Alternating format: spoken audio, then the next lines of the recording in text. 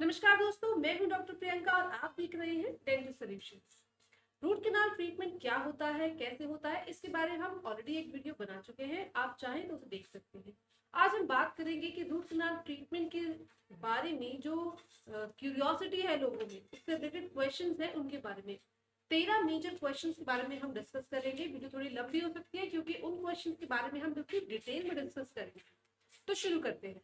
पहला क्वेश्चन है कि हमें कैसे पता चलेगा कि इस दांत में रूट कैनाल ट्रीटमेंट कराना है। तो रूट कैनाल ट्रीटमेंट अक्सर उन दांतों में होता है जिनमें आपको गर्म से सेंसिटिविटी शुरू हो जाती है, यानी कि उस दांत का पल्प एक्सपोज हो चुका है, उस दांत में इन्फेक्शन हो चुका है और कई केसेस में नीचे पस भी बन चुका है। उन सभी केसेस में रूट कैनाल ट्रीटमेंट की जरूरत पड़ती है। ये जानने के बाद भी आपके डेंटिस्ट ही बेस्ट पर्सन है जो ये डिसाइड करेंगे कि किस दांत में रूट कैनाल ट्रीटमेंट होगा और किस दांत में एक्सट्रैक्शन के लिए जाना पड़ सकता है। रूट कैनाल ट्रीटमेंट से रिलेटेड अगला सवाल है कि उसमें कितने सिटिंग लगेगी।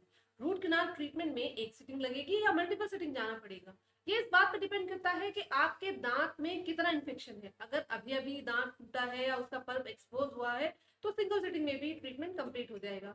और अगर इन्फेक्शन बड़ा है, बहुत पुराना हो चुका है, तो आपको 3 या 4 बार अपने डेंटिस्ट को विजिट करना पड़ सकता है। तो रूट कैनाल की सिटिंग आपके इन्फेक्शन पर डिपेंड करती है कि रूट कैनाल के दौरान या उससे पहले एक्सरे क्यों जरूरी है। बहुत सारे लोग एक्सरे कराना नहीं चाहते, तो उनको लगता है कि एक्सरे क्यों जरूरी है। Root canal treatment, root canal treatment के दौरान एक्सरे बहुत जरूरी है क्योंकि हमें ये देखना होता है कि आपकी जड़ें कितनी इन्फेक्टेड है, आपकी जड़ें कैसी हैं, टेढ़ी हैं, सीधी हैं। बहुत सारी चीजें हमें ये रूट कैनाल ट्रीटमेंट के दौरान देखनी पड़ती है।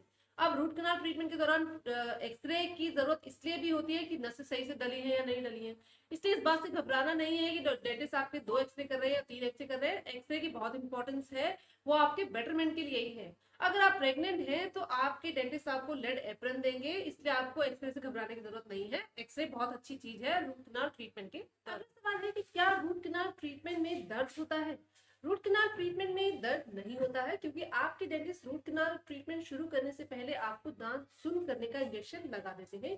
दांत सुन्न करने के इंजेक्शन के बाद आपके दांत की सेंसिटिविटी खत्म हो जाती है और दर्द महसूस नहीं होता है। कुछ केसेस में रूट कैनाल ट्रीटमेंट से पहले इंजेक्शन दिया जाता है और कुछ केसेस में नहीं दिया जाता है। ये इस बात पर डिपेंड करता है कि आपका दांत अब जिंदा है या उसकी जो नसें हैं वो ऑलरेडी डेड हो चुकी हैं, उसमें इन्फेक्शन बढ़ चुका है।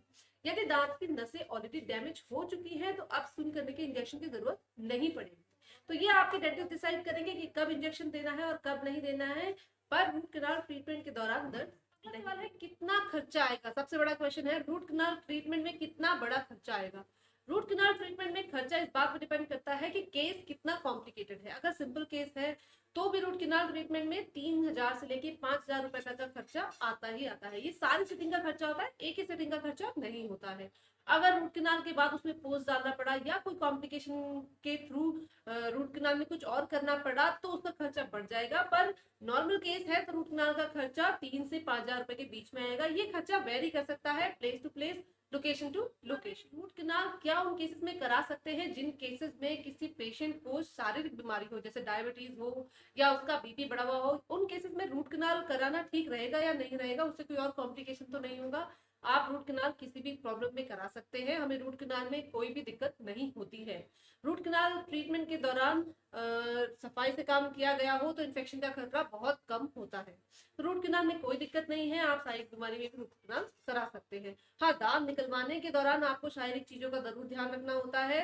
रूट कैनाल बिल्कुल सेफ। बच्चों के दांत में भी अगर उनका पल्प एक्सपोज हो गया तो हमें रूट कैनाल कराना पड़ेगा। जी हाँ दोस्तों, जैसे अडल्ट में यानी कि बड़ों में रूट कैनाल ट्रीटमेंट होता है, ऐसे बच्चों में भी रूट कैनाल ट्रीटमेंट होता है। लेकिन बस बच्चों और बड़ों के रूट कैनाल ट्रीटमेंट में अंतर ये होता है कि उसमें नकली नसें के नहीं डलती हैं और उसमें कोई और मटेरियल से फिलिंग होती है। जैसे बड़ों में कैप लगती है, ऐसे रूट कैनाल ट्रीटमेंट के बाद बच्चों के दांत में भी कैप लगाई जाती है। सिटिंग बच्चों के दांत में भी उतनी ही लगती है जितनी बड़ों की, जैसे 3 या 4 बार, बल्कि एक सिटिंग ज्यादा ही लग सकती है क्योंकि कई बार बच्चे मुंह नहीं खोलते हैं, मुंह खोलने में दिक्कत करते हैं, तो उस केस में बच्चों के केस में सिटिंग थोड़ी ज्यादा लग सकती है। अगला सवाल है क्या अक्कल दाढ़ में भी रूट कैनाल ट्रीटमेंट करा जाता है। अगर अक्कल दाढ़ आपकी बिल्कुल सीधी आई हुई है और मुंह में विजिबल है, दिख रही है, सारा पूरा टूथ दिख रहा है, तब उस केस में हम अक्कल दाढ़ में रूट कैनाल कर सकते हैं। पर ज्यादातर केस में अक्कल दाढ़ टेढ़ी आती है, गाल की तरफ आती है, उसे निकालना ही पड़ जाता है, तो उसमें हम रूट कैनाल ट्रीटमेंट अवॉइड करते हैं। अगर दांत में रूट कैनाल ट्रीटमेंट करा लिया तो दांत कितने साल चल जाएगा, यानी कि उसकी लाइफ कितनी होगी। ऐसा बहुत सारी स्टडीज में देखा गया है कि अगर आपने हाइजीन अच्छी मेंटेन करी है तो रूट कैनाल ट्रीटमेंट के बाद लगभग 8 से 10 साल आराम से चल जाता है। बहुत अच्छा अगर हाइजीन मेंटेन है तो लाइफ टाइम भी चल जाएगा, लेकिन एवरेज अगर आप मान के चले तो 8 से 10 साल रूट कैनाल ट्रीटमेंट वाला रूट चल जाता है। लोगों का ये सवाल होता है कि रूट कैनाल ट्रीटमेंट कराने के बाद दर्द तो खत्म हो गया, अब कैप क्यों लगाना जरूरी है?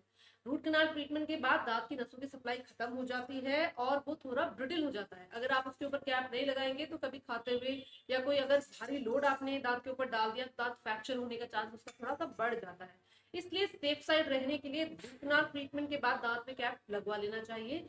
ये आपके दांत को लंबे समय तक चलाने में मदद करेगी। रूट कैनाल ट्रीटमेंट के बाद क्या दांत में दर्द हो सकता है? क्या उसमें इन्फेक्शन दोबारा से हो सकता है? जी हाँ दोस्तों, कोई भी ट्रीटमेंट 100% नहीं होता है। रूट कैनाल ट्रीटमेंट के बाद भी दांत में इन्फेक्शन हो सकता है।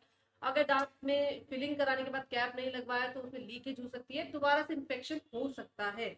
इसलिए रूट कैनाल ट्रीटमेंट वाले दांत के ऊपर थोड़ा ज्यादा ध्यान देना है, उसकी सफाई थोड़ी ज्यादा करनी है, कैप लगवाना नहीं भूलना है। इन सब के चलते रूट कैनाल ट्रीटमेंट वाला दांत सेफ रहेगा। लेकिन अगर उसमें री इन्फेक्शन हो गया, दर्द हो गया, तो डेंटल विजिट करनी है। उस केस में आपको री आरसीटी रिकमेंड, मतलब उसी दांत में दोबारा से आरसीटी रिकमेंड वाले अगर री आरसीटी करवा ली है किसी दांत में तो वो कितनी सक्सेसफुल है? री आरसीटी के बाद दांत कितने दिन चलेगा?